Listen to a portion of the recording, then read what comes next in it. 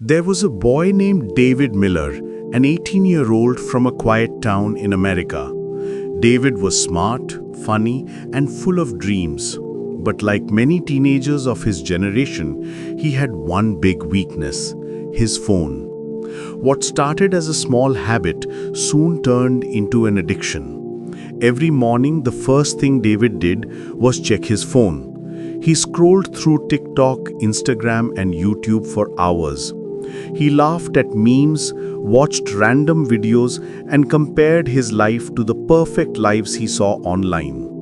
His parents were worried. His father often said, "David, you're wasting your time. You used to be so focused." His mother added softly, "Please study, my son. You're losing yourself in that screen." But David never listened.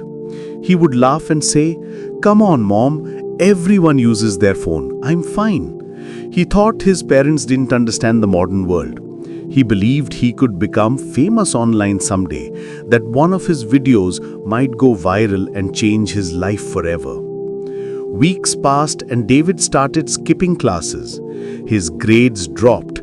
His teachers called home saying he was falling behind. His real friends stopped visiting because he was always busy scrolling. Every night while his parents slept, David's room glowed with the blue light of his phone. He stayed awake until morning, eyes burning, his heart racing, his mind drowning in endless content. His mother would quietly open his door and whisper, "Please sleep, David. You're hurting yourself." But he would reply, "Just one more video, Mom. Just one more." One night things went terribly wrong. David sat in the dark scrolling through videos of people showing off their luxury cars, big houses, and perfect smiles. He looked at himself in the mirror, tired eyes, messy hair, dark circles, and whispered, "Why can't I be like them?" His heart started pounding faster. His hands began to shake. He felt like he couldn't breathe. Still, he didn't stop scrolling. He thought maybe the next video would make him feel better. But it didn't. His vision started to blur, and suddenly everything went dark. When David opened his eyes, he was lying in a hospital bed. Machines were beeping beside him. His mother sat next to him, crying and holding his hand. "David, can you hear me?" she whispered, her voice breaking. But David didn't respond. His eyes were open, but empty. He didn't recognize where he was.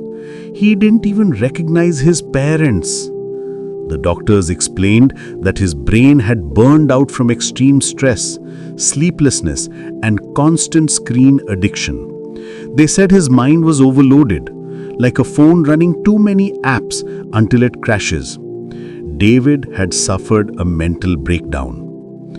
Days turned into weeks. He sat silently in his hospital room, staring at the wall. The cheerful boy who once dreamed of a bright future was gone. His parents were heartbroken. Every night his mother would hold his hand and cry silently, hoping her son would come back. One afternoon, his father sat beside him and said, "Son, the world inside your phone is not real. The real world is right here, with us, with people who love you." For a moment, David blinked and looked outside the window. He saw children playing in the park, laughing and running freely. And for the first time in months, something inside him moved. After weeks of therapy and care, David slowly began to recover. When he returned home, he deleted all social media apps from his phone. He started reading books again. He exercised, went for walks, and spent time with his parents. He even joined a youth group that helped other young people struggling with phone addiction. It wasn't easy, but day by day, he became stronger. A few months later, David stood in front of his classmates to give a small speech. He said, "I lost myself to the screen. I thought I was connected to the world, but in truth, I was completely alone. I kept chasing likes and followers, but I forgot what really matters: family, real friends, and real moments." Don't make the same mistake I did. Real life doesn't happen in your phone. It happens out there, in the world, with the people around you. The hall was silent for a moment, then filled with applause. His teachers smiled proudly, and his parents wiped away tears of joy. David had finally found himself again. He learned that technology is not evil, but it must be controlled. Because when you lose control, you lose yourself. So remember, your time, your mind, and your dreams are precious. Don't let your screen steal them away. Use your phone, but never let it use you. Real happiness will never come from a glowing screen. It comes from living, feeling, and loving the people who are truly around you.